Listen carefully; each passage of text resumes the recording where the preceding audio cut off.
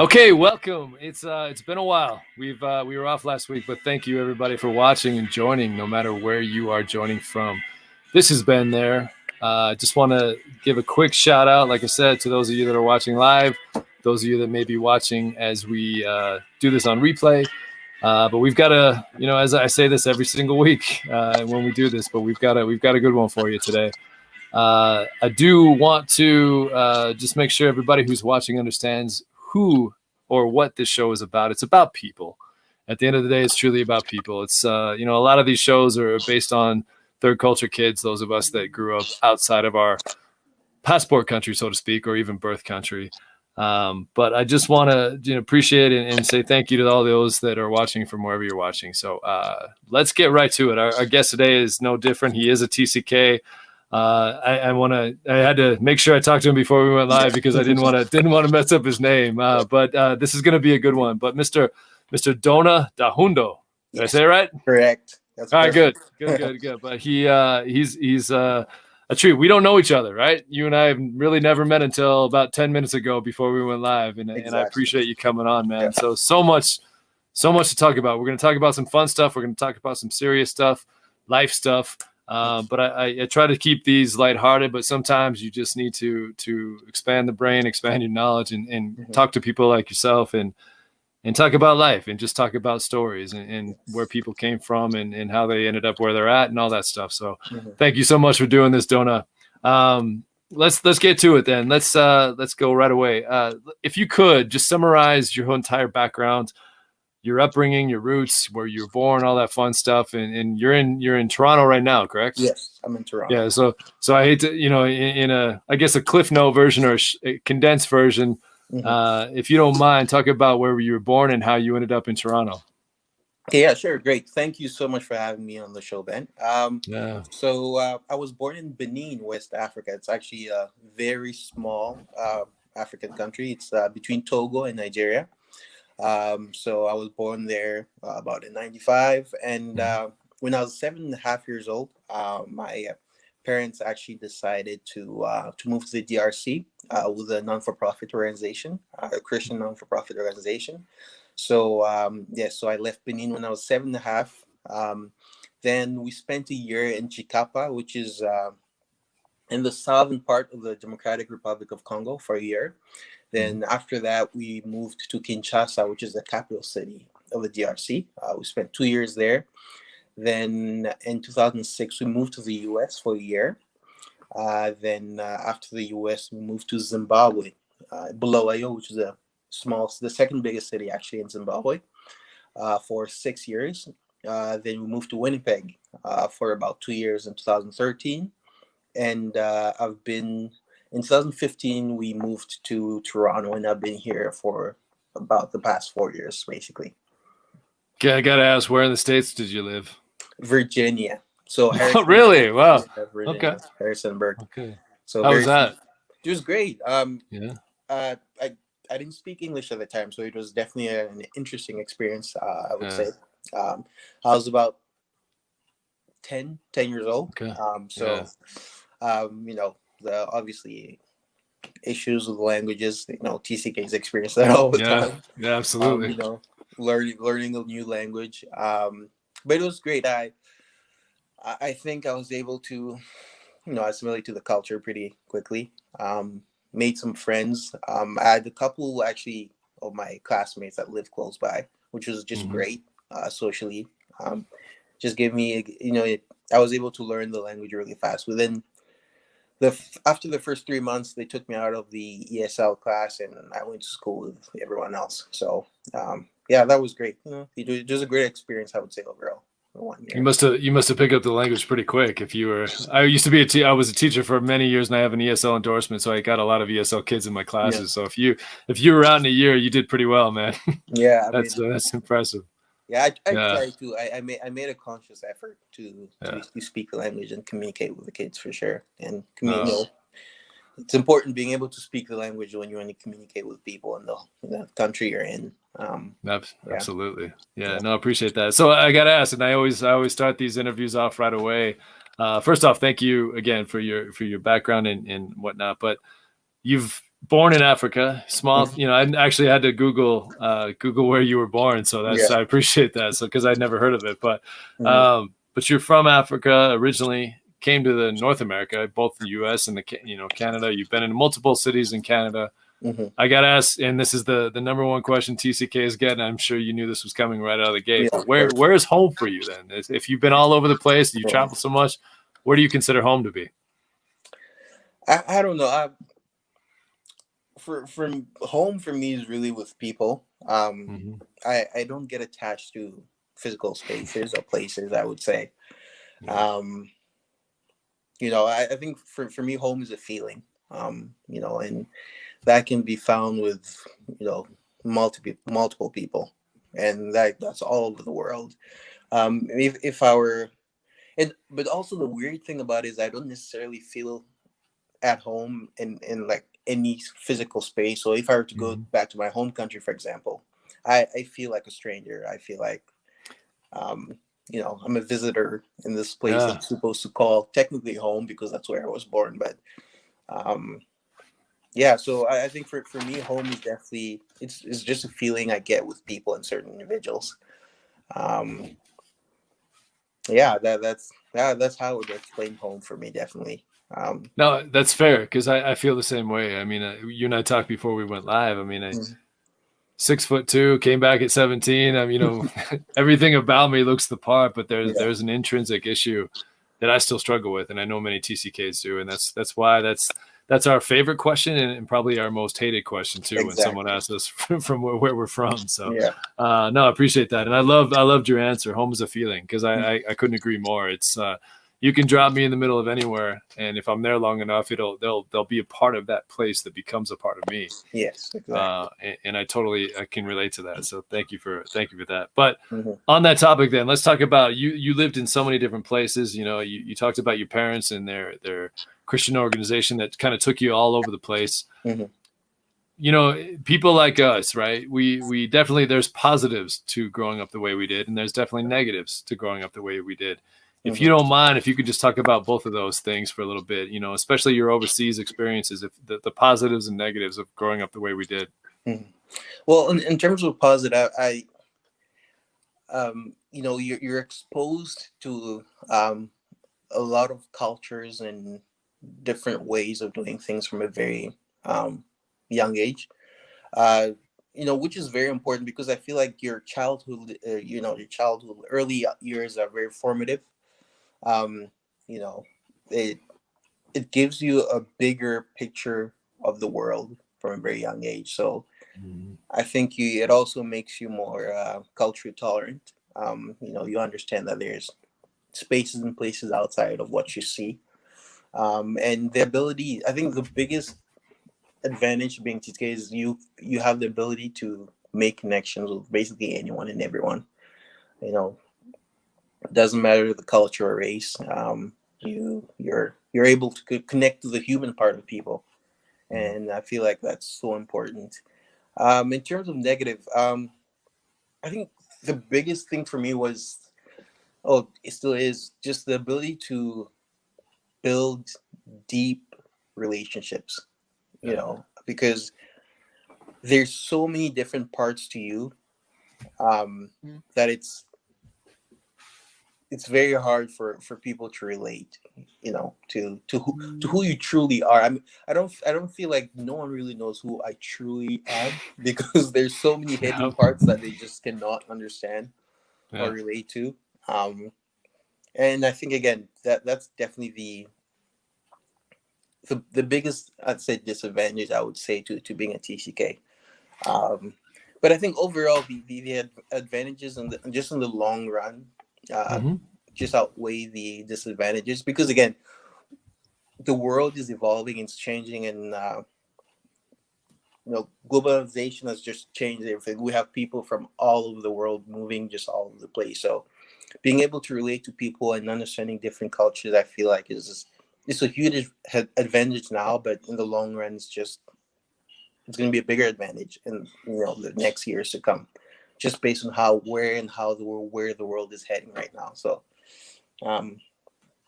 it's it has advantages and disadvantages, but I think in the long run, the advantages just are greater than this disadvantages. No, I agree, man. I agree, but I do have to ask you because and the reason I'm asking this is because I did and still do to a fault. Mm-hmm. Do you feel like you put a guard up sometimes in terms of letting people in and letting them get to know you? Yes, I do. Yeah. I would say. I think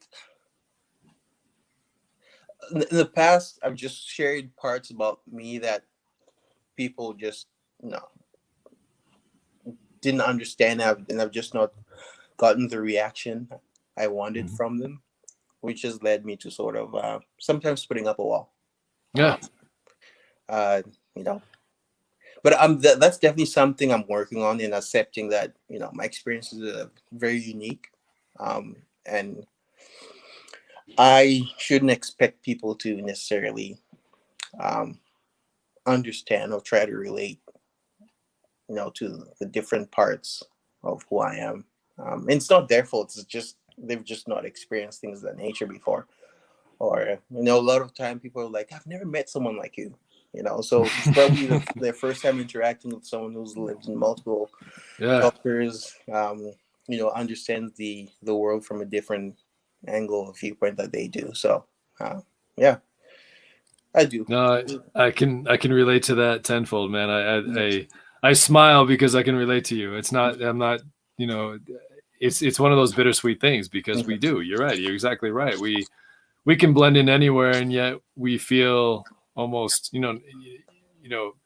what's the right terminology? We just feel so. I don't want to say helpless because that's the wrong term. We can blend in anywhere. We can be chameleons, and yet intrinsically, we're sometimes we scream inside because we want people to know who we are, and yet we don't want to come across. And I'm speaking for me right now. I'm thinking you're on the same boat, but we don't want to come across as arrogant because it's not that we're bragging about how we grew up. It's just it's the cards that we were dealt, right? Yeah. It's just the situation we were dealt in, and to us it makes perfect sense, and to the 98% of the world that maybe doesn't do this, it doesn't make any sense, right? So no, I can relate to that totally. But no, I appreciate your transparency and your openness to that question. Let's talk about school experiences then, because you grew up all over the place, and you spent a year in Virginia. You spent starting in Africa, obviously, and then you came to North America. How was your school experience? Because I'm going to guess the difference between you and I grew up in international schools, based on the fact that I was from the U.S. and then we went overseas. You were coming from overseas to North America. I'm going to guess you didn't experience the international school thing, but how was your school experience? I mean, did you fit right in? Like you talked to, before, I think, or maybe right as we went on, you didn't really speak English right away, right? So how was that whole concept? How was your school experience? My school experience was, very interesting. So in my first year in the DRC, we went to a Congolese school. When we lived in Chikapa. Then once we moved to the capital city, I went to the International French School. Oh, okay. So I spent 2 years there. Again, just totally different from the Congolese school at the time. But my parents just thought it'd be better, long term, for me to go to international school and have people that are more or less like me from other countries there, just to really help with socialization and things of that nature. And obviously, when I went to the US, I went to an American school, public school, middle school. I was in the ESL class for the first 3 months because obviously I couldn't speak English. So I had a lot of Hispanic kids with me in the classroom, at the time. And I could speak decent Spanish, actually, after those 3 months. Really? Yeah. That's awesome. I love it. I love it. So, they were my first friends. I feel like we could all relate because we we're obviously new to the space and the country, and we used to sit at the lunch table all together and all speak in broken English and try to understand what we're trying to say to each other. That's obviously the best way to learn. I just think putting in effort to communicate. Then obviously in Zimbabwe, I went to a British school. So Zimbabwe is a British colony. So it's very, so that there's two school systems you can do in Zimbabwe. There's the IGCSE A levels, which is like the British high school exam, and then there's the Zimbabwean high school diploma that you can do. So I did the British exam, so all my exams were, I wrote the same exams as kids in England, basically, for all my courses. So yeah, and again, the school, everyone wore uniforms, tie, pants, blazer, and it was,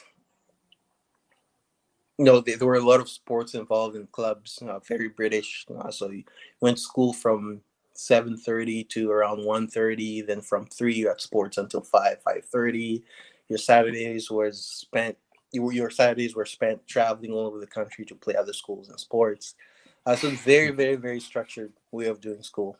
From the morning to the evening and the weekends. So you really only had maybe your Sundays off, and the school year was actually from January to December, and that's the other thing. So every 3 months we'd have a 1 month break in between. So April, August, and December we had 1 month each off of school for every 3 months. So yeah, overall I think it was just a good experience, but just the international schools were, just very different than the normal school that everyone went to. But I think the international schools were designed to cater to more of an international crowd. Especially at the French school, we learned a lot about French history, French culture. I remember they made us learn the national hymn of France and the European Union. Oh wow! Yeah. So very, very French school. And when I was in Zimbabwe, we learned a lot about British history, because that's the sort of curriculum that we had. We learned some African history, but not as much. But definitely a lot about World War I, World War II, different wars, and the Industrial Revolution and all those things. So yeah, it was. I think I'm thankful because I know a little bit about everything just based on the schooling experience. So I learned about French history, British history, some African history, North American history. So I would say it's giving me the ability to be well-rounded. So I wouldn't get lost if I was to chime in on people having conversations about history anywhere around the world, really. I love that. As a history guy personally, I love to hear that. That's great. I got to ask, and this is my own, I guess, naiveness and naivete, but no problem. Yeah. Did you grow up speaking French, or was that something you learned when you moved to Zimbabwe? No, so French. Benin's a French colony, so that was the first language I learned. Okay. Then I moved to the DRC. They speak French too, but just from Belgium, which is a little different. A little different. Okay. But I also learned the local language. This is Lingala, but I forgot it now, unfortunately. Hey, I barely speak English, so you're doing just fine, man. So don't sweat that. Yeah. Well, you talked about sports, and that's always a connection. It doesn't even take a language to understand sports sometimes, especially global sports like soccer, football. However, what sports did you play? Did you growing up? That is, so especially in Africa. Yeah. So when I was in the DRC, soccer or football, as it called, was a huge thing. Everyone played soccer, and because I went to the French school, I also played a little bit of rugby. Because rugby is also it's a big French sport, but created by the British, but it's a big sport in France too. So I played soccer and rugby. When I went to the US, I played sort of club soccer. So we had these leagues going on after school. So it's a sort of a community league for the city. So I was part of that for 1 year, which was fun. My team was pretty good, so we went to a couple tournaments. We didn't win any of them, but I think we got close a couple times, which is winning. Good. Winning always helps, right? Yeah, it always helps when it's the fun factor and winning are tied hand in hand. So, winning definitely helps. And so in Zimbabwe, I I played soccer for the first 2 years. Then for the rest of my high school career, I played rugby. I also ran track. I threw the Okay. shot put. I did the hammer throw. So in my final year of high school, actually grade 12, well, grade 13 in Zimbabwe, um, I ranked fifth in the hammer throw in the country, and I think 10th in the shot put. So Holy cow! yeah. Wow. So yeah, I mean, and also with the rugby, I made the provincial team. I went to the national trials, didn't necessarily make it, but I could blame it on the shoulder injury I had. Let's just That's say all right. that. We'll blame it on the shoulder. Yeah. We'll blame it on the shoulder. Yeah. Oh, I love it. I love Yeah. it. Yeah, because it's funny because we'll talk about this in a bit. But Mm-hmm. yeah, some of my best memories. I think you and I are very similar because sports always connects. You know, Yeah. like I said, language can be put aside when there's something sports related. People don't Mm-hmm. necessarily need to speak the same language to appreciate sports. And Yeah. I grew up, all over the place, just as you did. But the one thing that was always the mainstay, the one thing that always connected myself to whatever culture I was in at the time was sports. Mm-hmm. You played rugby, you played soccer. I did volleyball, basketball, and baseball. But there was always that connection that without language, without culture, and all that stuff, that's still something that connects people, and that's something I Definitely. to this day cling to because I still coach. I coach baseball now, and I'm so super fortunate, as I'm sure it sounds like you are too, that just our upbringing, no matter what culture we were placed in, there was still something that was always a normalcy. Mm-hmm.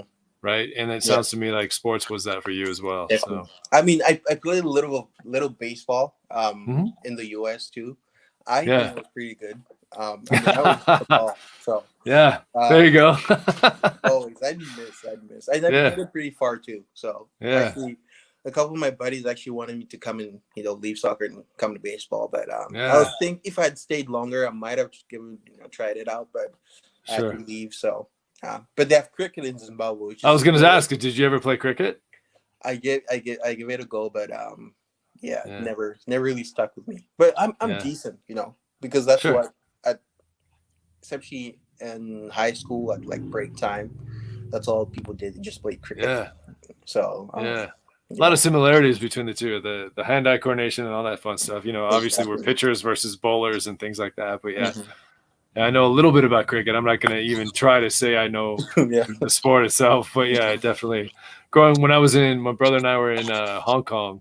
It was still it was a British colony at the time, and so we saw a lot of cricket growing up as well. So yeah, no, I love it. I appreciate that. So let's transition here then. Let's, folks like us, you and I that grew up in such an extreme, different situation.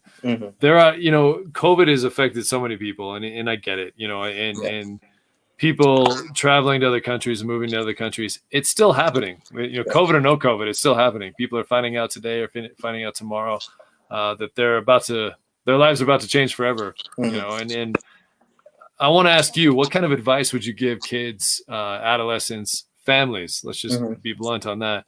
In terms of those finding out that they're about to be transplanted over across the ocean or maybe to a new culture or country, what kind of advice would you give those folks?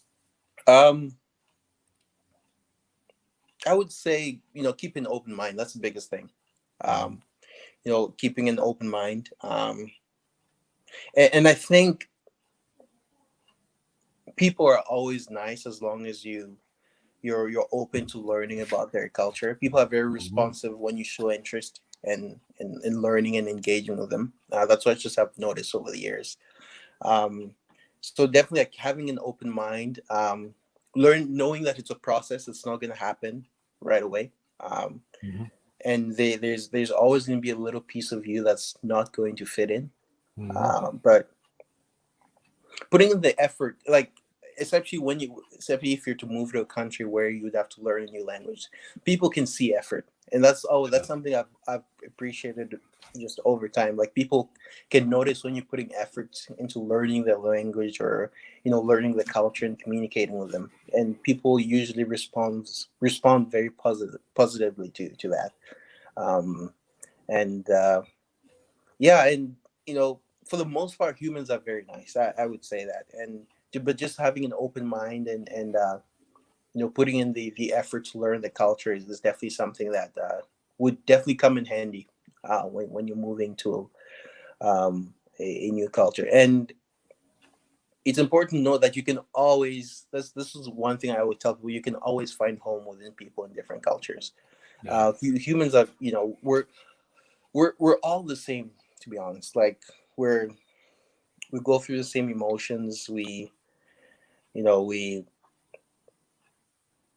all good for the most part.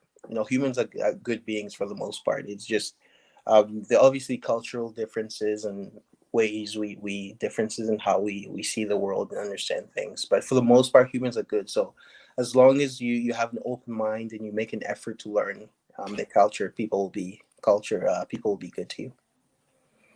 Man, I love that. I love that because I 100% agree with you. I do believe most people are good, right? I do believe no matter culture you're in or you're moving to, most people are good, and there is an acceptance if you can drop that guard for a little bit and just take a breath and like you said though, I 100% agree with you in terms of effort. If you can make the effort to at least show some interest in the culture, it's not easy. It's not an easy transition. Especially if there's a language barrier right away, right? So, but people, you hit it on the head. People can see that. They can see if you're trying. They can see if you're angry. They can see if you're welcoming to new environments. And I couldn't agree with you more. Having said that, was it, especially when you came to North America, your own experience? Do you remember, I know it's been a few years, but do you remember how you initially felt when you found out you were moving to North America? Like, was it, oh, I can't wait to go? Or was it like, I'm going to have to, adapt and here we go again, like that kind of thing? Like do you remember how you felt when you initially found out you're moving this way, North America? Yeah, it's been a while now. Yeah, right. But I would say I was pretty excited. I had a lot of North American friends just wherever I lived. From the DRC to Zimbabwe. Again, my parents work for an American organization, so a lot of colleagues are American. We had a lot of people visit for short terms, like 6 months to a year, coming from the US and Canada. So I would say I had a good understanding of North America. I would think a good understanding of North American culture. So no, but I was definitely excited because I'd lived in the US for a year when I was about 10, 11 years old. I mean, I was younger, but I had great memories of my time here. And this was the 6th or 7th time we're moving. So, and I knew I wanted to go to the university in North America. So I was like, perfect. I'm going to Canada. Yeah, there you so go. Everything falls into place. But again, I don't think I struggled as much as international students would have, under normal circumstances, because I'd done this so many times and I had understanding of the North American culture, Canadian culture, I would say, a little bit. So I was able to integrate and make friends really quickly. And I lived on campus for the first year. So that was really great in just making connections with people. And it's also good that I had very outgoing dorm mates and floor mates. So that definitely played a huge part in it. Oh, definitely. The reason I asked that too is because you and I were the same age when we first started moving. I was 7 when we moved to Hong Kong. Sounds like you were 7 when you moved to the DRC. Yeah. And so it's funny because my memories of that, I mean, I'm definitely older than you and we've talked about this, but I remember being terrified because I couldn't use chopsticks. I was like, how am I gonna eat? Right? Like, I remember even just being on the airplane going to Hong Kong and my mom had to calm me down and say, don't worry, they're gonna have forks. And I was just petrified as a kid, thinking like, how am I gonna eat? I don't understand anything. I was, but so it's so funny to hear everybody's reaction when they answer that question. But I just remember it still to this day. I can picture myself on that plane. They kept bringing out food and there was a pair of chopsticks because we got the Asian meal. My mom was trying to, make sure my brother and I started getting that culture right away, even before we landed. And so we had the Asian meal, which don't get me wrong, I love Asian food. So, but they brought me chopsticks instead of a fork, and something as silly as that triggered in my brain like I'm never gonna eat. I don't know how to eat. Yeah. I don't know where we're going. I don't know what we're doing, but I'm never Mhm. gonna eat. So obviously it all worked out. But yeah, that's I love that, and I love what you said about just being open to it. It's people truly are. My experience, your experience combined, I think you and I can both vouch for this. I think overall people are good. They Yeah, are sure. welcoming. It's and they can appreciate it if you're willing to do the work, if you're willing to put in the time, if you're willing to be open minded as well. The reciprocation of it, Yeah. people are pretty open minded to you being in their country and welcoming of it too, because Yeah, they have definitely. they have a side and they have a side of their culture they want people to see and Mhm. respect and understand as well. And I think Mhm. as long as you're open minded, it's a pretty good gig. So. Yeah. Yeah. Um, well, you're a guy, but like we talked about this, I think, before we went live. But I barely speak English well. I speak a little bit of Chinese. Enough to get around in taxis. Mm. But you're a guy that speaks two languages fluently. You speak French and you speak English. And it Yes. sounds to me like you're conversational about four other languages, which is pretty impressive. Yeah, I would say Uh, so. Yeah. okay, so growing up, then was anything ever lost in translation, or even today? Do you still kind of go back and forth between? How does that work? Because I'm a guy who barely speaks one language, much less two or three or four. So how does that work? Um, I mean, it's a challenge at times, definitely, because French and English have different intonations of certain Mm-hmm. words. And I sometimes pronounce English words in French, Okay. if you know what I mean. Yeah. So, but I think I've spoken English for long enough that I don't think anything I say gets lost in translation. Maybe at times, I'm not too sure, but no Yeah. one's ever said so. But definitely the pronunciation of certain words I think I have issues with at times. And again, also African languages are very, yeah, again, intonations are very different from the English language. And words take a different meaning based on how you pronounce them and the intonation you use, whether it's high pitch or low pitch.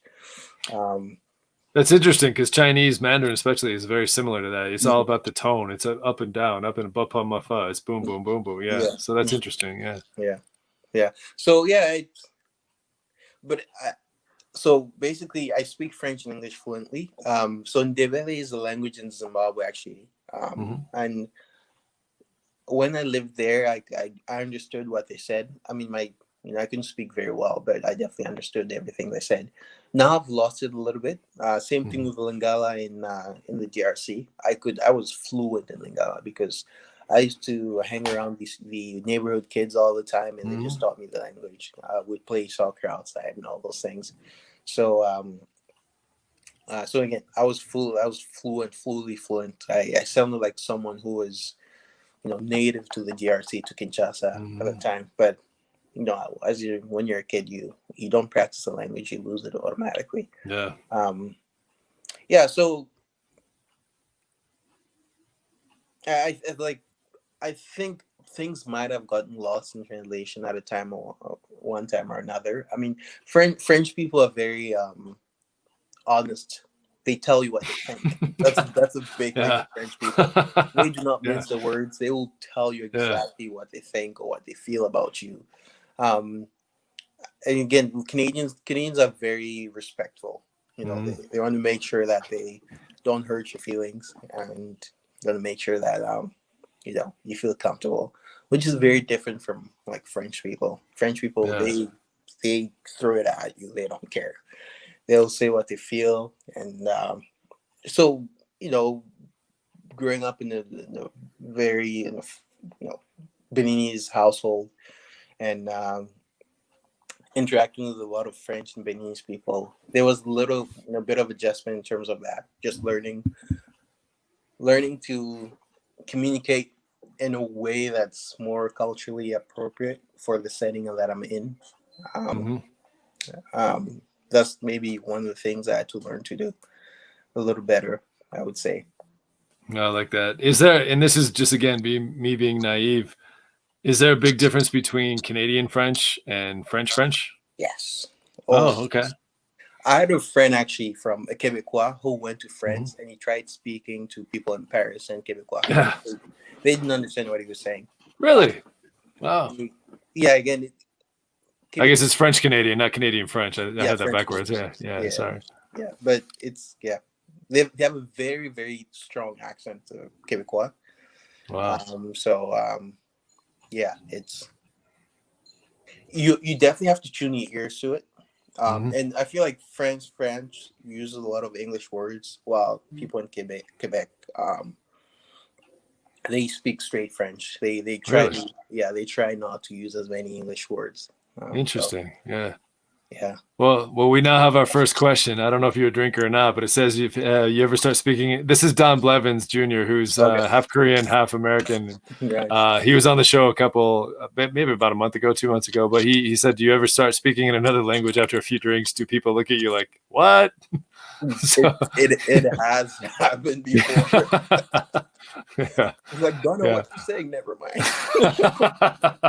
There's your answer, Don. Yeah. So I'm assuming the reason he asked that is because he probably goes through the same thing. So, well, even when I get angry or when I feel frustrated, I'll just say something in French or an African language, and people just look at you weird. Like, oh, don't worry about it. I love it. Well, let me ask you this then. This is just coming from me right now as we're conversing here. But what? As someone who speaks multiple languages, thinks multiple languages, all that stuff, what do you dream in? I've always wondered about that. Like someone like you is multilingual. How does that work in terms of dreams? That's a good question. Yeah. Ooh. For the most part, my brain functions in English now. Okay. I feel like my brain, so I dream in English. Okay. But I might have had a few dreams in French along the way. But yeah, my brain functions in English now. So. No, it's just always even when I was in Shanghai, I was still obviously I can converse in Chinese Mandarin, but I certainly probably don't speak it the way you speak French and whatnot in English. So I've always been just in English; it's always in my brain. But I've always wondered that about multilingual folks that what they dream in more than anything. So definitely interesting. Yeah. Good. Let's all right. Let's transition then. The acclimation process. You kind of talked about it a little bit. I think it sounds like you're about to get into that, and I think you said you do go back to Africa. But when you do go back, to Benin in Zimbabwe, you started to hint that you sometimes now feel like an outsider. Yes. You've traveled to so many places. Not that do you feel like you're putting on masks sometimes, that you have to be a certain way here and a certain way here and a certain way here? How does that, the acclimation process? Because usually the reason I ask you this is because as an American who spent most of his childhood and adolescence overseas, when I came back, I felt like I put a mask on. Like I looked the part, I acted the part ish, right? But intrinsically, you and I have talked about this off the air, but intrinsically I was lost. I wonder if you had the same experience or do have the same experience when you go back to Africa, especially in Benin and Zimbabwe. Yeah, definitely. I mean, I don't even have to go to an African country. All I have to do is go to a group of African people or Zimbabwean people or Beninese people. And is there a big culture in Canada of those folks? In Ottawa, there is. I've met a few. I know of a few Beninese people. In Winnipeg, there were a few Zimbabwean. In BC, also British Columbia, on the other side, Vancouver. I know there's a small community there too. But yeah, I do have to put on a mask. I think it's almost the norm for third culture kids because when I interact with people from Benin or back home, I have to speak to them in their language and I have to speak to them through their lens, or else they just don't understand what I'm referring to. Or when I'm speaking to my aunt or uncles or grandparents, I become basically a totally different person. I remember one of my friends, I took him, we went to like an African party. So we had people from Africa there, and I put on a switch and I just became a totally different person. He was afterwards, he's like, man, I've never seen you like this. And I was like, well, this is sort of the other part of me that you don't get to interact with. Because it's still, I mean, I might have lived in a lot of countries and interacted with a lot of cultures, but being Beninese is still who I am in a lot of ways. That's the first lens I guess I was brought through as a child.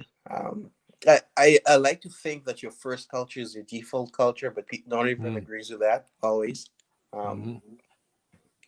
But yeah, I mean, so yeah, it's I do put on. I mean, in some ways you have to. It just helps with communication. Just speaking to people through their lens. It it's just easier to speak and communicate with them that way. Yeah, if that answers the question a little. Yeah, it did. I totally get that. And a follow up to that, then those that maybe you were friends with when you were first growing up before you moved, and I don't know if you still see those same friends, but do they look at you differently? Do they look at you like, oh, he's a big shot, he moved on, or are they welcoming to that? You know, you're right back, you're finally home, so to speak. You know what I mean? Yeah. I think they welcome you with an open arm, because that's the big thing I've also noticed with my sister. I sort of revert to who I was before when I interact in that setting. So it's just to make them feel like I'm one of them. When I'm truly not, but you know, it's easier to communicate again that way. Just for me, I'm willing to switch on these different sides of myself just to be able to fit into the crowd and the places that I'm in. I mean, not everyone's comfortable doing that, but I think I'm more than willing to do that usually, which just helps in the long run and just helps with my relationships and things of nature. No, I agree with you, because, and I've said this, I mean, you go back and watch the rest of these episodes, I've always kind of said this or alluded to it, but it's not about being better or worse or whatever, right? It's the cards we were dealt. Like I 7 years old, I didn't ask to move to Hong Kong. I didn't ask to move to Taiwan. It's just the way it turned out. And I don't feel that I'm in the upper echelons, and I don't feel like I'm better than anybody because of how I grew up. I am super appreciative of the experiences I was able to have and the connections I made. And yet at the same time, I didn't come back to the States thinking that I was above anybody. It just worked out the way it worked out, right? And it sounds like you had similar experiences. Exactly. So. Yeah. I mean, no one really. I didn't choose to be a third culture kid. Like, right? None of us do, right? None of us do. So, yeah. Yeah, it is what it is. It's it's a life I had. I didn't choose to be different in that way, but you handle what you have to handle, and you deal with what's dealt to you. So. No, I love it, because I feel the same exact way, and it's oftentimes I catch myself wondering, even these days, just like, what would have happened if I never would have moved overseas? What if I just would have been raised here in the States, and we were in Chicago at the time? What would happen? Would I be the same person I am today? Would I think the same way I think, and have the same views of the world, and just in general? And it's an interesting thing, the way we were raised, and it's not better, it's not worse, it just is what it was. And it's almost refreshing to hear you say that too, because I just always wonder if that's an American thing or if that's a global thing. So yeah, I appreciate that. Well, listen, we're gonna get serious a little bit. I hope that's okay. But I try not to. Yeah, I try not to get too political on the show, and it's not about politics. But I also like to have real conversations, and I valid conversations, and we're in an interesting time, in this global community of ours. But I do want to talk about racial tension, if that's cool with you. Yeah, of course. Obviously, I've definitely been the guy that stood out. I've been to another culture, and I've lived in another country, and I've been the minority. I've been, not to the extent of what's going on in the world right now, because I never really saw it as anything bad or worse. I just saw it as me being in someone else's country. But in the world today, do you think growing up the way we did, you did, I did, do you think, specifically growing up in seeing so many different cultures, being a part of so many cultures, do you think that gives you a better perspective of acceptance in terms of the big picture? Yes, definitely. Like I was saying earlier, from a very young age, you get the understanding that there are worlds outside of yours, and people have different ways of doing things, and you just learn to accept people for who they are. I think that's the Mm-hmm. biggest thing. It gives you an incredibly high cultural and racial tolerance, which, again, with globalization, this is happening. People, you have people from all the world living in different countries. Mm-hmm. It's not like it used to be back in the day where you'd have, country or the race and everyone stayed in their own countries. The internet has changed everything. The labor market is changing. You have people from coming to work in multiple different countries, whether it's Europe, North America. You have a lot of people leaving North America to go to Africa for work too at the same time. Mm-hmm. So yeah, it's, we're definitely moving in the direction of the world, and I feel like this is something that people are going to have to get used to, more or less. Being racially tolerant, but again, having that exposure from a young age is very, very beneficial to just accepting the world today in a lot of ways. It makes you more open-minded from a very young age, and again, it goes back to appreciating people for who they are. And again, even going back to the racial tension, how I experience it is totally different from how an African American person would experience it. For example, because in a lot of ways, I have a sense of home. Like, I know Africa is where I'm from. There's sort of an identity there, and in a lot of ways, I don't know if African American feel that way about the U.S. If just based on the conversations I've had, yeah. So, did you, if you don't mind me asking, growing up, all the places you lived, everywhere you ended up, did you ever experience personally? Did you ever experience any kind of racial tension or racial vibes, things like that? I mean, you spent a year in Virginia, but what about Canada too? I mean, what is there? What was your experience, I guess, growing up? So, in Virginia, I don't necessarily recall any events or times I felt, I have to think about this because, I mean, I do mean this respectfully, bro. Yeah, I'm truly, yeah. No problem. Yeah. These are conversations that I think are important to have. Of course, these are the conversations that haven't had, and I think that they've led, by not having them, have led to the issues in the world today, exactly, right? So, exactly. Yeah. I mean, initially in the U.S., I think it was a lot more based on the fact that I just couldn't communicate with people. Just the language barrier was a huge part, which had to be terrifying as a 10-year-old. Not being able to understand and yeah, wow, I can't even. I was 7 when we moved to Hong Kong, but it was my school was English speaking. Hong Kong at the time was under British colony, so it was very English friendly. I can't even fathom not understanding the language. Yeah. So I mean, if I did experience anything, it was probably based on the language. Again, I might have been too young to take notice of it, but yeah. So in Canada here, there have been instances where I got a bit of a racial or racist vibe, as people would describe it. But with me, I try to not let people's perception of who they think I am like affect me, or I try not to let words or how people act towards me sort of affect who I think of who I am, or I don't let situations of that nature necessarily affect me.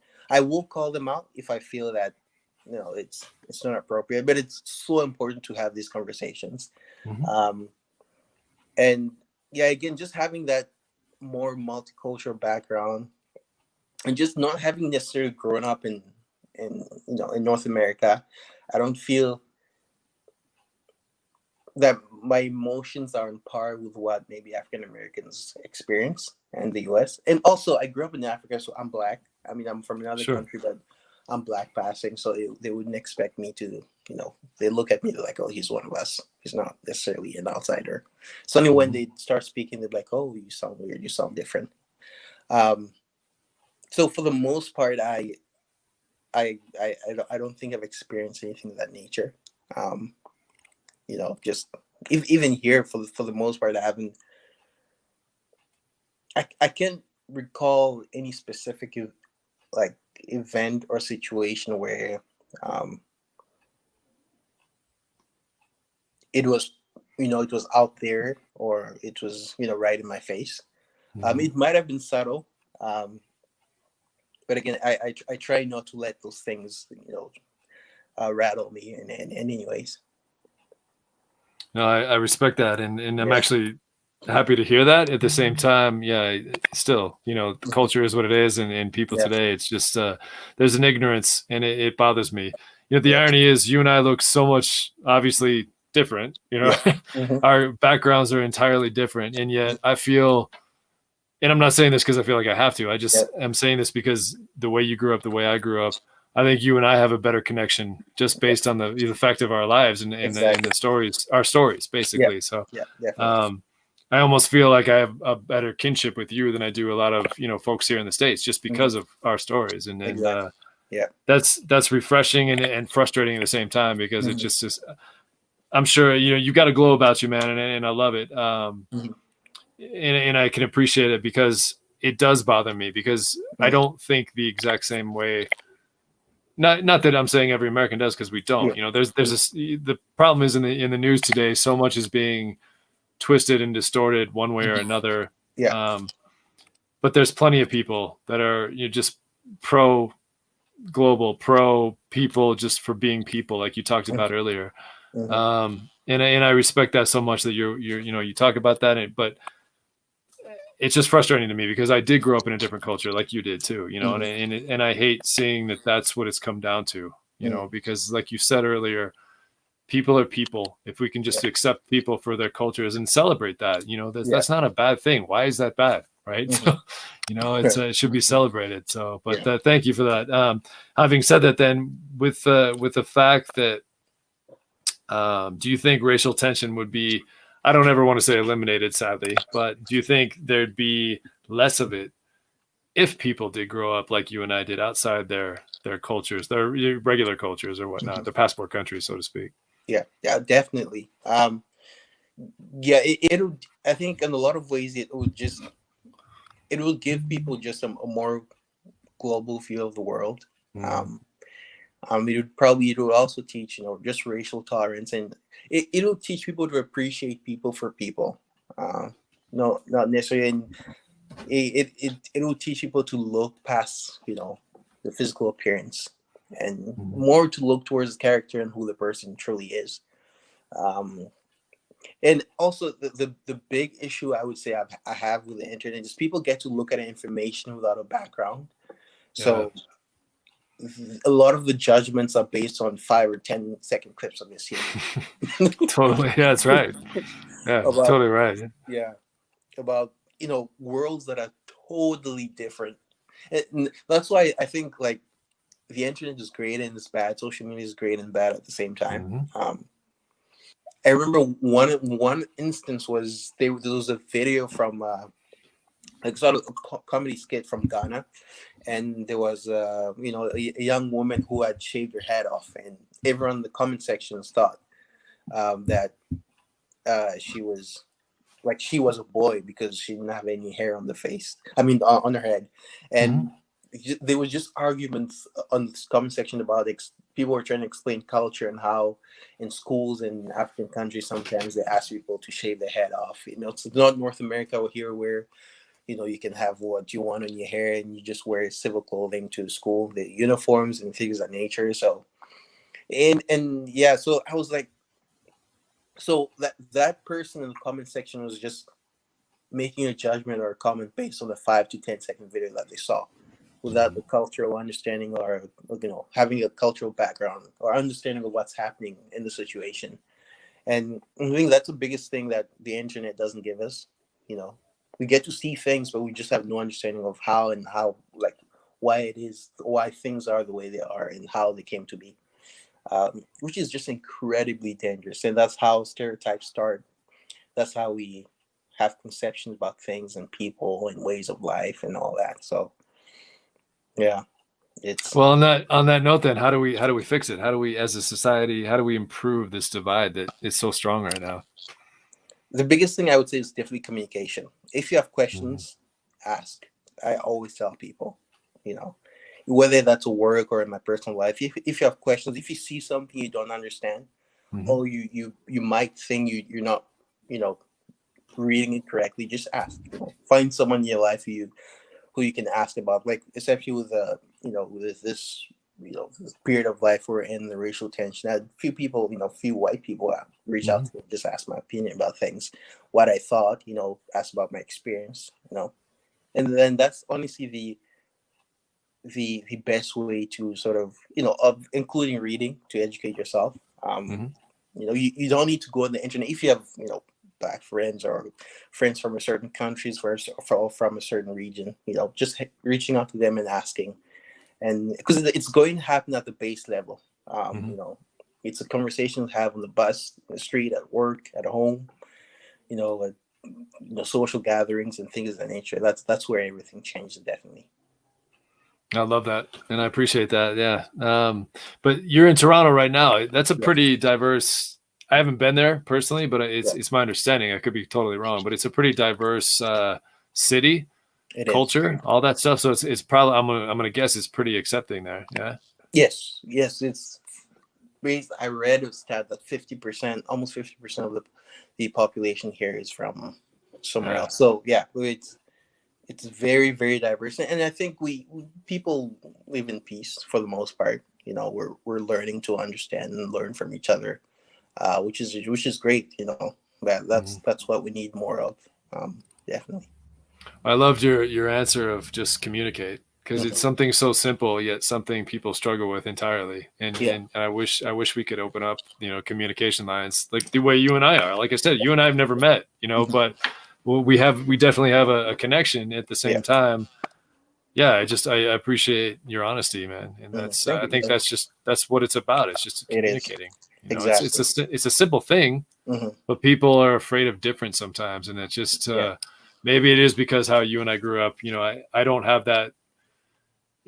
I'm not sitting here telling you I'm a perfect person. I'm not, but I don't have that DNA strand because I think because of the way I was raised. Yeah. I know what it's Definitely. like to be the different guy, or someone that Hmm. looks a little bit different or acts a little bit different in a different culture. And Yeah.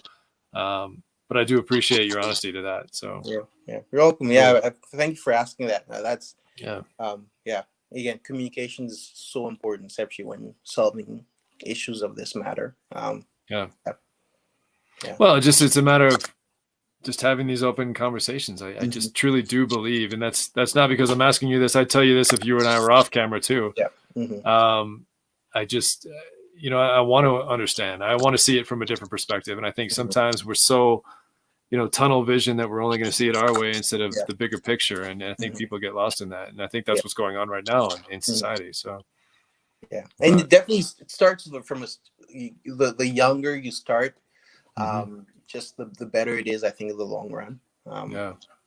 When having exposure to multiple cultures from a very young age, just in the long run, just pays off greatly. Yeah, Just absolutely. racial How, tolerance. Yeah.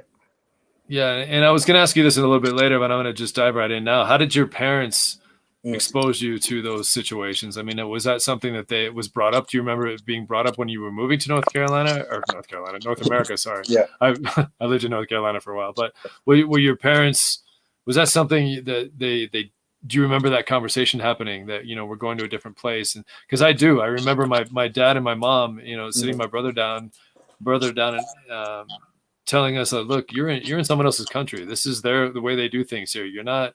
It's not you're not privileged. It's not about that. It's about, look, you're in a different culture, respect their values, respect their traditions, be who you are, but still Mhm. understand that you're in a different culture. So Yeah. did you remember that conversation too? Did you have that same kind of? Yes, I Okay. definitely did. Yeah. So before moving to the DRC, my parents and I sat.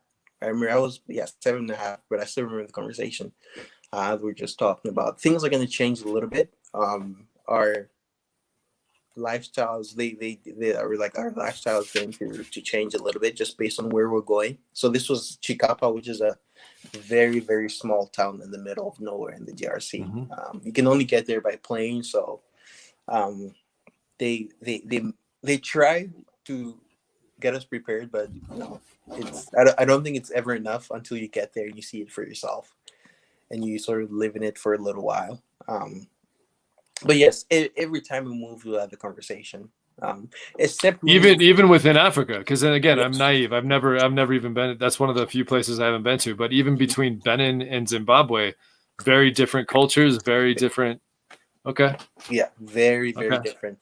And that's the biggest thing I think people don't understand about the African. The African continent is huge, and I mean, the cultures are polar opposites at times. Just it's like I mean, there's some commonality, but it's still very, very different. Just within, we might look the same, but we are two totally different people. Yeah, every country we moved to, I had to talk to my parents, and I would always give myself the space and time to sort of get a sense of what the culture is and how they function, and how I would enable myself to fit within the culture and what space I would hold. Yeah, that's interesting, because I just, like I said, I've never been to Africa, but I would just have assumed that there was a lot of similarities between Benin and Zimbabwe, as opposed to coming from Benin to Canada and back to Zimbabwe, right? So that's interesting. Yeah. Huh. Interesting. Ooh, well, we got through the serious stuff, so let's kind of take a breath and go back to some fun stuff. You and I talked briefly before we went live, but I gotta know, man, you're a football player. U.S. or North American football, I should say. I don't want to just claim it as U.S. You ended up playing football at York University in Canada, in Toronto. How did that all go down? How did that happen? So, actually, I approached a coach about trying out, and just I give him a little background in regards to my my athletic experience or history. Sure. He's like, sure, we would, you can come in first day of training camp and do a mini combine to just we need to see how athletic you are, basically, and see how strong and fast you are. So I got there, and sort of I sort of Googled, I went on YouTube and what would they test for? So 40-yard dash. I was like, okay. And press. I was like, okay. And broad jump. I was like, okay. So I sort of the summer before, so training camp started mid-August. So that whole summer I was just training hard. I was like, I don't know, but a big reason why I did it too was the best way for me personally to just integrate into cultures is to go and hang out with people from there, go hang out with people that do things, and like taking myself away from maybe like an international bubble and just hanging out with people that grew up in the place. And I knew that it would also be a great way for me to make friends. Yeah. Because again, I knew no one in Toronto, so like if I get on a football team, I'm gonna have teammates and we're gonna hang out, we're gonna train together. So yeah, and I just believed in my athletic abilities. Just having that background, I knew I could make it. Well, I hoped I made it, but so I went out there. We did the combine. I was top 2 or 3 in all the events in terms of numbers. So they were having never played before. No, never ever. Really. That's amazing, man. Yeah, that's amazing. Wow. So they were like, "Oh, great! So we'll bring you on board and we'll teach you how to play." So the first year was sort of a redshirt year because obviously I had to learn. Learn how to read plays, understand.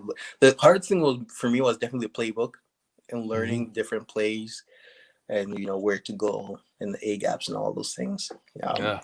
Football is complicated. People watch it, they think it's like organized chaos, but everyone has an assignment.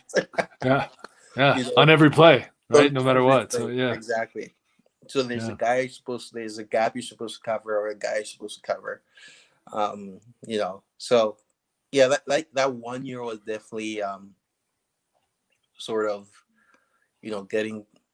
learning the game, understanding it. And the second year I got to play, and unfortunately I injured myself. We were actually playing the University of Ottawa, and I got hit by an old lineman. Basically, I landed on my shoulder and I tore my labrum. Okay. On my left labrum. Then obviously, football's culture is like, it's a very manly, macho sport. So tough guy. Yeah, tough guy. So you play through it. Then the week after that, we had another game, and my right shoulder went. After wow. Yeah. Okay. So same injury? Yes, same shoulder. Oh wow. Okay. So I went for tests, and basically I had surgery on my left shoulder, but my right shoulder was a partial tear. So I just rehabbed my right shoulder and had surgery on my left shoulder. And after the third year, I came back, but my shoulder was still bugging me at that point. So I had to make a smart decision. I was like, do I really care about this enough to hurt myself? You start to think long term. Football is a high impact sport. Like, people don't understand until you get on there. You get hit pretty hard. Oh yeah, especially at that level. Yeah, that's a big level. Yeah. I mean, I remember the first year I played, I got hit pretty hard a couple times, because everyone obviously had been playing through high school and university, and I was just like this rookie and trying to understand the game. So yeah, I made a smart, conscious decision for my future and decided to walk away. That I wasn't going to. Yeah. But still, that's impressive for a guy that, you grew up playing rugby, it sounds like, and that's a whole different, there's some similarities, but realistically it's a different sport, entirely. So learning that, having been a college athlete myself, I can't even fathom learning the sport at that level and then still being successful at it. It sounds like you were. So that's kudos to you, man. That's impressive, especially a complicated game like football. And now I gotta ask, because you've opened my brain to so many things during this chat. But for those Americans that are watching, the game itself, I know that the professional Canadian league, there are different rules, different things like that. What is the collegiate or the university style game look like? Is it similar to the one here in the U.S., or is it a different setup as well? It's different. First of all, we have 3 downs. Okay. And so that's like the pro thing, right? Yeah, the pro thing. Yeah, the CFL. Okay. And also the field is a little bigger. I think there's an extra 10 yard on going that way and that way too. Yeah. It's very pass heavy offense just because of the size of the field. Yeah. And the players are a little smaller because you need to run a little bit more because you have more ground to cover. And the game is slightly slower. And just on the American side, I think that they have just incredible athletes. Like some of those, the guys at the college level and even the NFL level are just, I don't know. Specimens, right? Yeah, they're just specimens. Yeah. It's crazy to think that a 290-pound or 285-pound guy runs like a 4.6 in the 40-yard. Yeah. That's just not.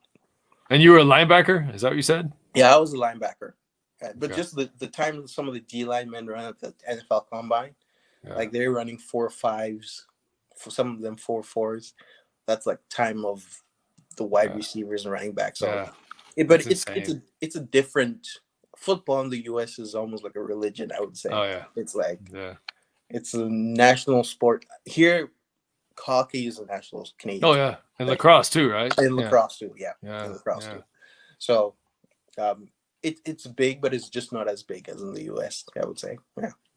Still though, the fact that you started playing at the collegiate level, that's insane to me. I can't even. A buddy of mine that I grew up with in Taiwan, he's Japanese. Loved football, never played it. We didn't have it as a sport growing up. But he did the same thing. He was a baseball guy, played for their baseball team, and then he just was such a good athlete that he just decided one day he was going to go try out for it was a D3, smaller school, but still the same situation where he never played in his life, never even put a helmet on, didn't know how to put the pads on, anything like that. But he tried out and he made it as a safety. He was a smaller guy, but he made it as a safety, and all he did was, and this is pre-YouTube, pre all that stuff. But he did the same thing you did. He just learned the game, understood the basic concepts, and then went out and tried out, and they took him. So that's fascinating to me. I love it. I love it, man. That's yeah. So I'm sorry you got hurt, but at the same time, that's a great story. So it is definitely a great story. Yeah. I mean, go ahead. You can always learn things. I think as a TCK, I think your mind is designed to adapt to spaces, and you have the ability to take in new information very well, because you've done it for so long. So it's I think you might have a small edge in terms of that in comparison to people that haven't been exposed to a lot of different cultures or different space or different things. I would say. Yeah, we almost don't have that fear factor because we've been in some pretty interesting situations already, right? Like what's that big a deal if like trying out for a football club at the university level? That's not that big a deal when you've lived in multiculturals and gone to places where you didn't even speak the language. It's really not that big a deal. So I don't know if you saw it, my brother chimed in down there. He said you talked about our dad, how he used to say that if you want to make a fool of yourself in a foreign country, that's on you. But remember that when you embarrass yourself, you embarrass your family and country too. So I think we both always remember that as we lived our TCK lives. Absolutely. Yeah. My dad always says you are a visitor in their country. I remember him sitting us down and telling us that you're not better, you're not worse, but you are you're representing not only your family, but your country back home too. So definitely. Yeah, no, I love that. The other side of you that I want to get into as well, you're the athlete. You're so well-rounded, man. I love your story. But you also are a music guy. It seems like music is a big part of who you are. Yes. Especially as someone who plays the bass. How did that all go down? Have you play other instruments too, or what's the story there? When I lived in the DRC, I decided to learn how to play the drums because that was I think music is a big part of Congolese culture, and I wanted to look cool in front of the other kids. There you go. The truth. I love it. I wanted to learn how to play the drums. So I've been playing the drums for ever since I was about 9 years old. But the bass actually happened when I moved to Toronto. Because I'd always watch like bassists at the concert and just be fascinated with the sound that the instrument made. And I was like, man, I want to be able to. It looked so cool. I was like, I want to be able to do that, And like I just with all the songs that I heard, or like just most genres of music, the bass plays a big part in driving the rhythm and just creating the ambiance. And just so I love going to restaurants and they'd have the blues playing and you'd always hear the bass guitar there, and if you listen to people like Michael Bublé or the big blues and jazz artists, like the bass guitar always made their songs really stick out. So I decided, you know what, one day I went out and got myself a bass guitar and I said I'd teach myself how to play. So you taught yourself? I taught myself. Oh man. Wow. Yeah. So I've been playing for 3-4 years. I played a pretty big Christmas concert. That was the biggest crowd I've ever played in at a church last Christmas. About close to 2,000 people showed up. Oh wow. Yeah. Wow. So you play in a band? Yes. Okay. Yes, I do play in a band. So and again, music and sports are just great ways to connect to people and the cultures. Music is it's a language on its own altogether.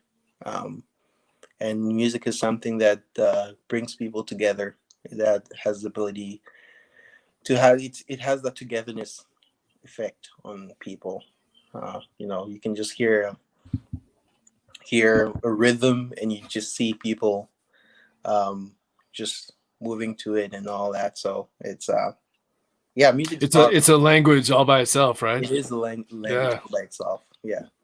Yeah, I grew up playing the sax, and I played guitar as a little kid, and then I didn't pick up a guitar for 20 plus years, and it drives me nuts because I wish I could play better. But yeah, I agree with that totally. It's just like you said it. It's just like sports. It's something that people can connect to without speaking the actual same language because it's universal. Music is universal. What type of music are you into? Ooh, I like a bit of everything. Yeah, I saw your brother from Lady Smith Black. Yeah, I don't even know what that is. My brother's a lot more. There we go. He's gonna give you some props here. He's the musician of the family. So wow. yeah, he's got your back there. But yeah, it's I do believe that. I believe that music is something that connects us just like sports does too. You know. Yeah. So. But yeah, back to that question. Yeah, what are you into? So. I actually, what I've gotten into just lately is a lot of Hispanic, like salsa and bachata music. I don't know. It's just the cadence of the songs have really gotten to me. But I like a bit of everything, to be honest. A little bit of blues, jazz. I like African music too. So there's a really popular international Beninese musician. Her name is Angelique Jo. She partners with UNICEF and things of that nature. Okay. And also, I lived in Zimbabwe, so why am I forgetting?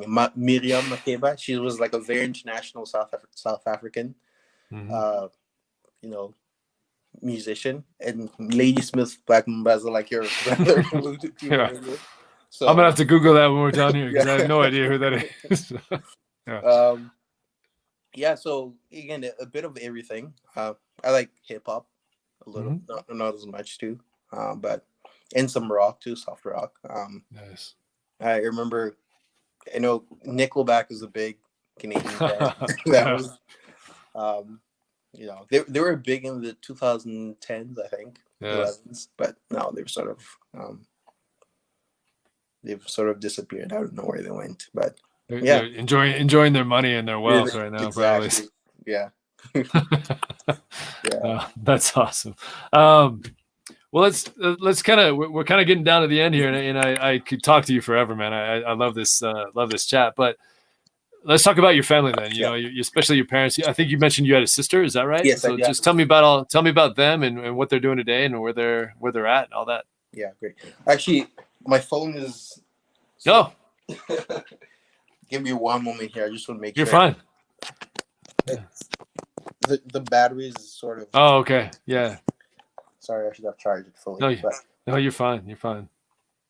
Great. So my sister is actually she's in university right now. She is in third year. She's studying to be a software engineer. Is she at York as well? No, Guelph University, which is a little different. Yeah. Okay. And my father works with World Vision, which is another international non-for-profit organization. My mother used to work for an organization called 10,000 Villages. So they basically helped artisans in developing countries just sell their product here in North America. We all live together still. We've been everywhere together basically. So it's that's what they're doing right now for the most part. No, I love it. Well, they definitely raised a good one, and I appreciate that, man. So tell them I said hi. So I might have to pick their brains in a future episode just to kind of see their perspective of the world too. So because they've seen things you haven't seen either, exactly. Right? Their perspective's a little bit different, I would think, as well. So definitely. How old's your sister's younger than you? Yes, she is 22. Does she have the same foundation as you? I mean, does she remember living in Africa? Does she remember all that, or is she more a Canadian girl? I think she's a little bit more Canadian girl than she was, a lot younger. She I think she definitely has a more of a North American influence in her life. I'm a bit of everywhere, and also our personalities are a little bit different. I'm definitely more outgoing. She's a little bit more reserved. So again, not better or worse. It's funny, just within the same family, different dynamics of personalities, and it's not right or wrong. It's just the way it is. Exactly. That's a good thing. So, Exactly. well, listen, we've come down to the last three questions that I ask everybody, and like I said, I could talk to you forever, and I'm glad we had this time, and I now consider you a friend, even though we've never met in face to face in real life. But let's the three questions of this. The first one is pretty simple. I mean, what is something that most people, even your friends, your closest friends, don't know about you? Is there something out there that maybe they don't know, that hobbies or talents or anything like that? I secretly wanted to be a musician all my life. Yeah. That Okay. was, everyone has dreams that they dreamt of when they're younger. If I could travel the world just playing music for a living, oh man, that would be the best thing ever. Well, it looks like you're on your way, right? Yeah, but that's true. I mean, I could in the long run of things, but that's definitely something that I don't tell people that all the time, but if they give me one choice to do something for the rest of my life, so I love it. Yeah, which page will I'll be like, yeah, I'll do that.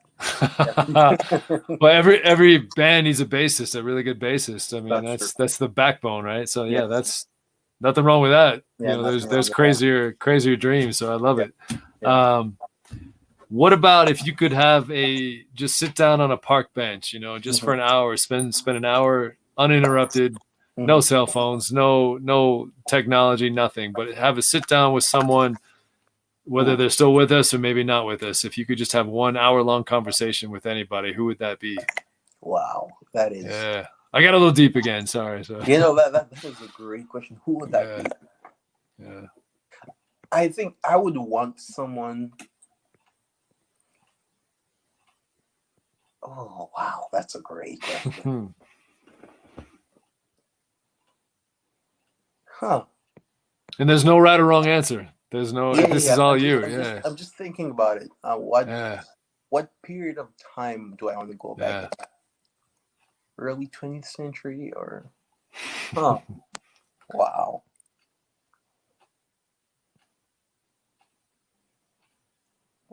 Did I stump you? I may have stumped you. Yeah. No. But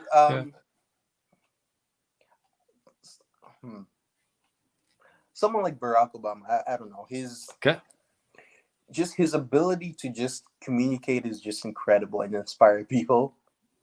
Just he has this incredible ability to speak into cultures and ways of life that make you feel like he's part of your family or culture, I would say.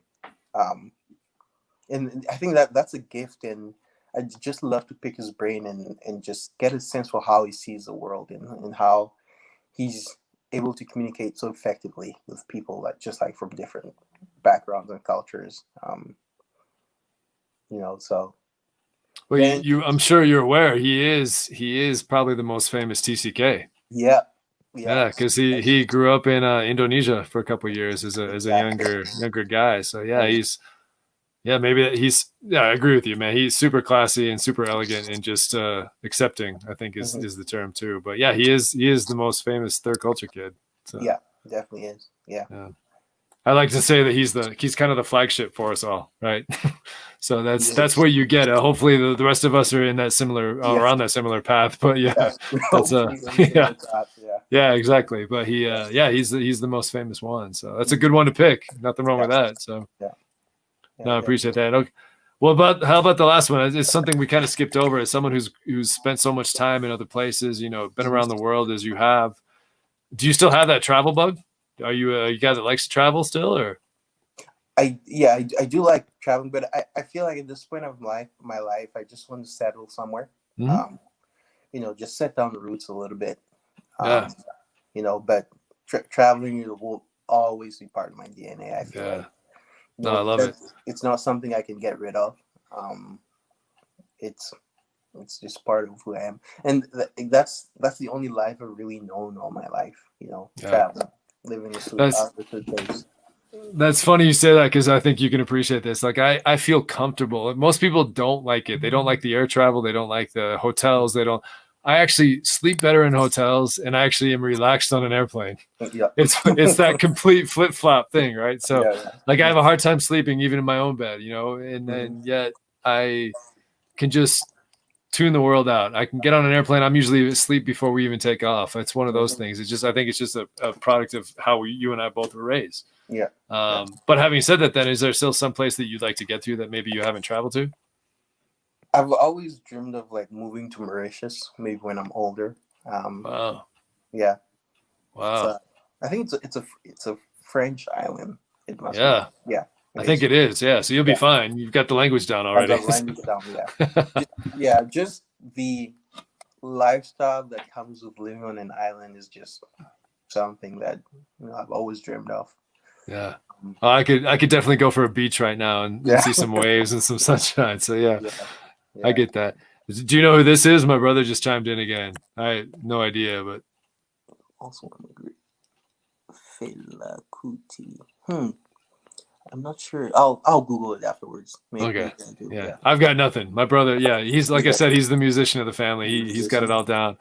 You'll have to Google that. So well, listen, man, I truly can't thank you enough for doing this. It's been a pleasure. It's been a treat, honestly. Just getting to know you through the technology bonuses, I guess, of the world right now. But I do consider you a friend, even though we've never face to face met. But I appreciate your story. I respect your story, and I just truly, the one thing about these that are just getting better and better is that the fact that you're so transparent, you're willing to share your story. Yeah. And you and I can have that deep conversation, right? And I respect you, you respect me. That's what this is about, and I do think that's a product of growing up the way we did. And I just sincerely can't thank you enough for doing this. I truly appreciate it. So thank you so much for inviting me. I don't get a chance to share my story as much, but again, this is incredible. Yeah, it's one thing we forgot. We forgot to mention you're a public speaker too. I totally spaced that. So yeah, I'm guessing that slowed down a little bit with the COVID situation, or. It has. It definitely has. So a big part of my job is, going to universities and just talking about my company and the work I do. So I work for a construction equipment rental company right now. It's one of the biggest in the country. So we're all across the country. So, sometimes it's a little trouble explaining to people. So basically, anytime you see huge buildings or skyscrapers or, road works, so the construction companies don't actually own the equipment that they use. They rent it from construction equipment rental companies. They just have the labor to work on the projects. So I work for a company who rents out the equipment. So we're cross country, and it's just an industry that again, a lot of people are not drawn to. So my job is sort of to go to schools, universities, and sort of speak about what we do and just let students know that, there's career opportunities in that sector of life too. Absolutely. Yeah. So, and I've shared my stories a couple of times with friends in small groups. I shared that World Vision once. So, it was, but everything is slowed down for now. So, Yeah, but it's a story that needs to be told, and you're a great spokesman and just an honest guy. And like I said, I can tell just from your vibe, man. This has been great. So thank you. Thank you so much for inviting me again. I truly appreciate that, Ben. No, thank you. As I mentioned to you, I do want to just kind of conclude this a little differently than I usually do. The first thing is kind of happy. It's a lady who I'm very fond of. It's Mrs. Tincher, so to speak. It's her birthday today, and she's kind of a second mom to me. But I want to give her a quick shout out. Happy birthday, Mrs. Tincher. So, and then, on a side note, a buddy that I grew up with in Taipei, his wife's kind of going through a little cancer scare right now. And I just want to make sure that he knows that she and he and all the family are all on our minds right now. So my buddy, Jason Hotfinger, this is for you too. I don't know if you even watch this. It doesn't matter, but I'm trying to send good vibes out to the universe right now. So, but there's that. And then, lastly, this isn't, you went to international schools. So did I, especially Taipei American School. That's something, I graduated from there. It's always going to be a connection with me. But one of our Taipei American School alums right now is fighting a hell of a fight right now with ALS, Mr. Darren Greenberg. He was a little bit older than me. I can't say I know him super well. We were there at the same time. I was definitely in Taipei when he was there, but he was a little bit older. But I just wanted to, I promised him today, I talked to him via some instant messages today, but I just want him to know that not just the TAS community, but, just society in general, keep fighting the fight, man. I know it's a brutal disease. It's something that I promised Darren that I would make an effort to reach out and let people know that the funding and the science and just the lack of, I should say, is something that really needs to expand, because this is such a brutal disease. And he's a young guy. He's 50 years old, Oh, wow. He's only 50 years old. And whatever I can do to raise awareness for this, I know he's got a GoFundMe account going that his wife set up, and I'm gonna put that on my own social media here after the show. But Darren, just know I'm thinking about you, brother, and we're gonna do everything we can to make sure people know the sincerity and the lack of funding, and just the FDA approvals on certain things that could really help, folks that are in your situation. But Darren, you're on our minds, you're in our hearts, and I told him today, once a TAS Tiger, always a TAS Tiger. And it's been, 25 plus years, 30 plus years, but, we're pulling for you, buddy, and just keep doing what you're doing. And we're going to get the word out, and we're going to hopefully make a difference here. So this episode, I've never done this before. And it's, I just want to make sure he understands that this episode's dedicated to him. Again, Darren Greenberg, if you're a Taipei American School alumni, you're going to hear a lot more from me about this. But he's not asking for sympathy. He's not asking for poor me or anything like that. He's just asking for people to reach out and make sure that there's a bigger awareness towards the lack of funding and the lack of awareness, and especially here in the States with the lack of FDA approval on certain things that could better those that are afflicted with this horrible disease. So we're thinking about you, Darren. Hang in there, man, and just keep fighting the good fight. But having said that, Dona, you're the man. I could keep talking to you, and I plan on keep talking to you. So just keep in touch, man. So I think I posted all of your social media stuff. If you have questions after the show for Dona, feel free to reach out to him.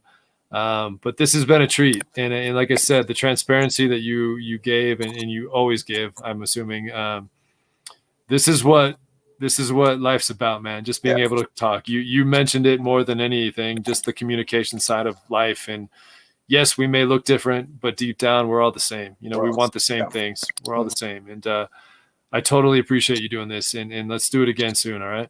Definitely. Thank you so much for having me, Ben. All right, man. Just hang on a second. I'm going to end the broadcast now. Those of you that are watching, however you're watching, if you are watching on YouTube, though, please make sure to subscribe to the BenThere YouTube channel. We only have two more episodes left in this first season of BenThere, which is crazy to think we're already on 28. We're going to go to 30, and then we're going to take a break, and then we'll start season 2 probably in December. But this has been a treat. Dona, again, stay good, man. All right? Yeah. And we'll talk soon. The rest of you, thanks for watching. Until next time, be good.